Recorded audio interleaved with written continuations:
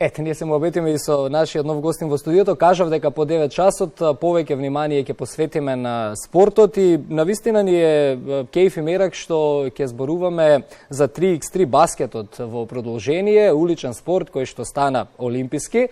Бирајќи го човекот со кој што би можеле најдобро да го пренесеме овој спорт до вас, тоа е нашиот Ервин Цого, кој што ни гостуваше последен пат на Skype од Тајланд со колегата Бранко. А еве ни го сега и во живо во студио. Цого, добро утро и добре ни дојде од 2009 година. Добро утро и ви благодарам на поканата. Од 2009 година во овој спорт во МЗТ Скопје, така почнуваш. Да, значи од МЗТ све започна од 2009 до 2011-12. Така. И понатака си тргна целата понатака се кариера. Да, понатака на секој на своја страна, отидов, сменив неколку екипи. И еве сме денес тука, разговараме за 3x3 баскетот. Вели, играта на кошаркарски терен со помал капацитет на играчи, исполнувајќи ги манирите на малска игра, една од новитетите кои го представува баскетот во поинаква рува. Сакам малку повеќе да не запознаеш со 3x3 баскетот, бидејќи јас многу работи кои што не сум ги знал, ги дознав кога го подготвував разговорот, а чинам дека повеќе треба внимание. Види вака, сега баскетот е многу поразлична игра од кошарката, значи се игра на половина терен, каде што играта е многу со поголем интензитет, се игра кој прв до 21. Баскетот е помалецок, значи не е седмица како нормалните, туку е шеска и е многу подинамична, додека кошарката е малце она поспора игра за разлика од баскет. И временски ограничена, така тука се игра до 21. Да, значи кој прв до 21 или за 10 минути завршува играта. За 10 минути Крај. цела игра. Точно. Добро. Кога е прв пат одржан првиот 3x3 турнир во Македонија? Некако податоците така почнува кај нас повеќе да се популаризира по 2016-17 година. година. Значи за прв пат го организира 2017 и кога го организира тоа кај нас, тоа беше она сосема нешто вау. Непознат појам. Да. И веќе од 2018 се направи Македонска лига, каде што јас исклучок од нигде никаде завршив на баскетот, онака као им фалеше некој, ајде, ја викам, мај, окей, и на да се пробаме тamo. Да, и на почетокот као она викам, што е ова не е за мене, ама со тек на време некако се пронајдов во ова и ми стана стварно интересно и сега ми е најголема љубов, да кажам. Тој се познава по тебе, луѓето кои што ги следат твоите игри, те следат и на социјалните медиуми, ги следат и медиумите. Имаме македонска селекција? Имаме, да. Значи имаме македонска селекција. Прв пат, значи бевме 2018 на квалификации за европско во Латвија во Рига. Така. Не се квалификувавме, пошто за нас тоа беше нешто, знаеш, нека се појавиш таму и кажеш, чекај, што е ова?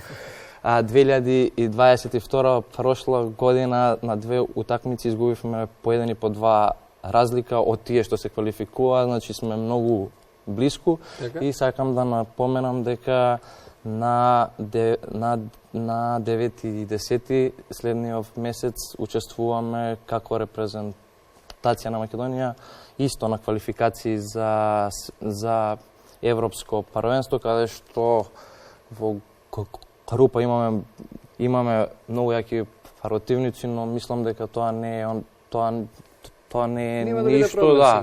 И едино што може да кажеме дека ќе дадеме максимум, па тоа е тоа. Па добро, сега малку време е како овој спорт се практикува кај нас, така да види, кај нас углавном све доаѓа малце покасно, за разлика од останатите. Една Србија е многу близко до нас, ама сепак они се светски, европски, олимписки шампиони света и не знам зашто ние не се угледаме малци на нив. Но ти настапуваш и таму. Да. Важна карактеристика за овој спорт е тоа дека може да се настапува во нели Можеш вака, значи можеш да направиш македонска екипа. Добро. Ако имаш некои спонзори, можеш слободно да се пријавиш во Србија, во Бугарија, не знам кај сакаш. тоа што ти го практикуваш. Точно, да.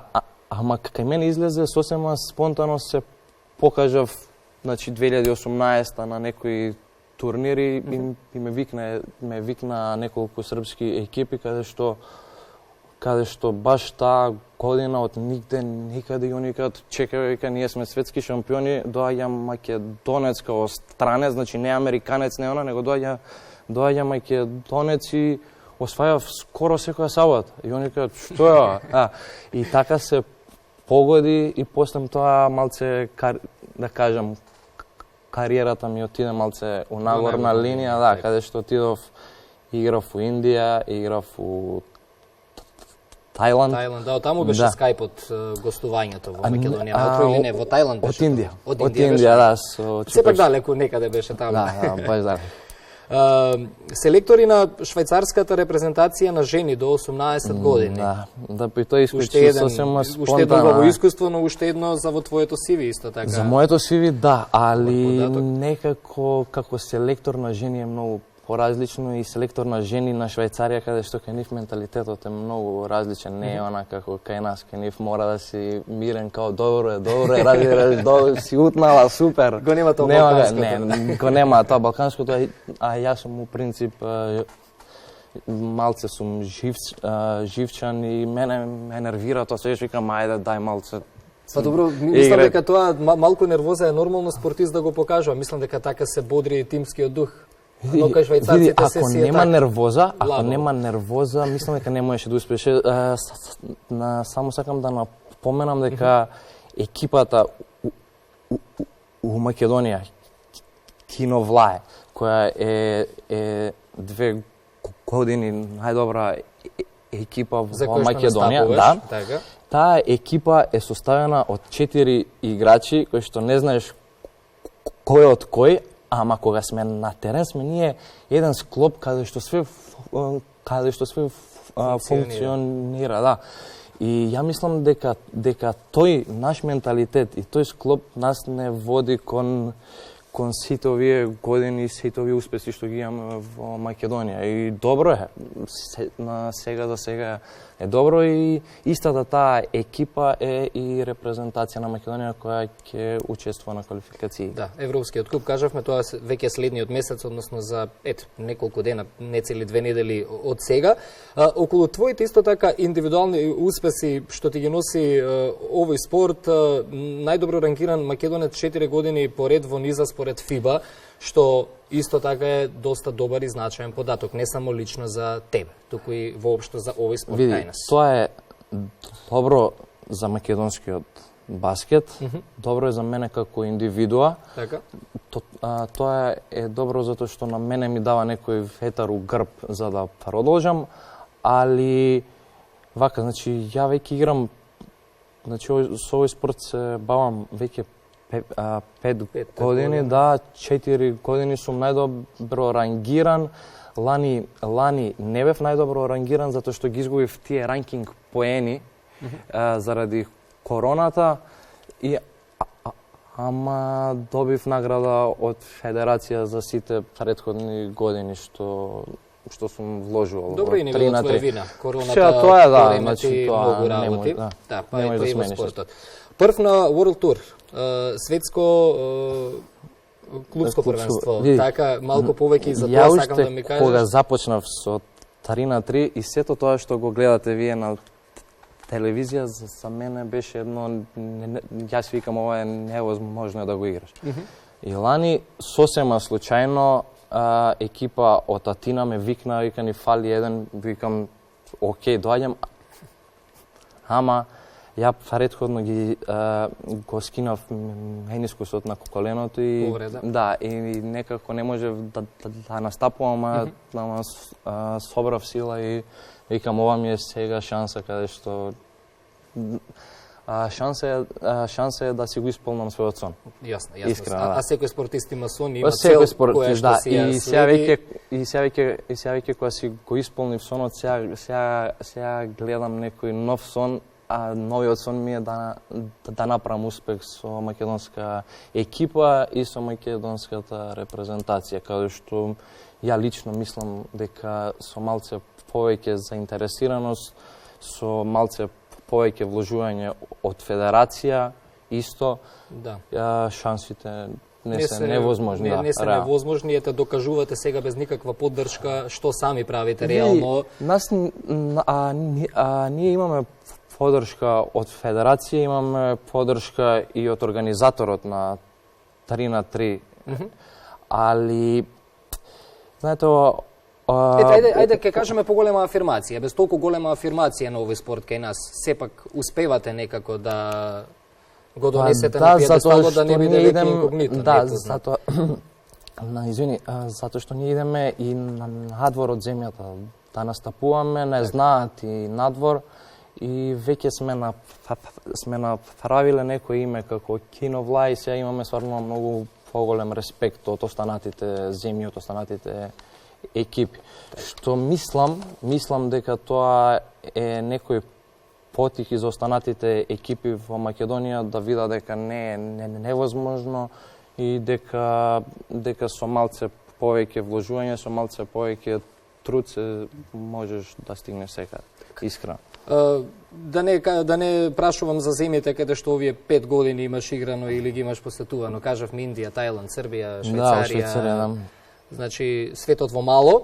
Се враќам при крајот разговорот на квалификациите за Европскиот куп се одржуваат во Братислава, така? Да. Одржуваат? Да, се одржуваат на 9 и 10. Така. Ние мислам дека на 7 или на 8 веќе идеме за Братислава. И ќе видим. Не знам. Грузија, Португалија, Босна, Турција, ние сме во група Чешка. ние сме во група како што стои математички гледано според ранкинг поени, ние сме со Австрија и со Маđарска, тоа е Австрија и Унгарија. Унгарија, да. Супер, одлично, посакувам среќа, па тоа значи дека заедно со останатите момци, кога ќе се пласирате, не ако се пласирате, кога ќе се пласирате, ќе ни дојдете повторно во студио. Дај Боже да се пласираме. Нели го прославиме тој успех и секако овој спорт ја заслужува медиумската поддршка во секоја смисла. Види ти благодарам стварно што се нафати да говориме за баскетот во Македонија, пошто кај нас, знаеш, некако ќе му кажеш на некој баскет, сика беге, он мисли улична игра, ама не. Па затоа и така ја поставивме темата уличен спорт, олимписки. Да, ова е веќе олимписки спорт. Така. И само сакам да кажам дека треба што повеќе млади да се вклучат во баскетот, а ако не се пронајдат во кошарката, барем да пробаат да се пронајдат во баскетот, мислам дека нема да грешат.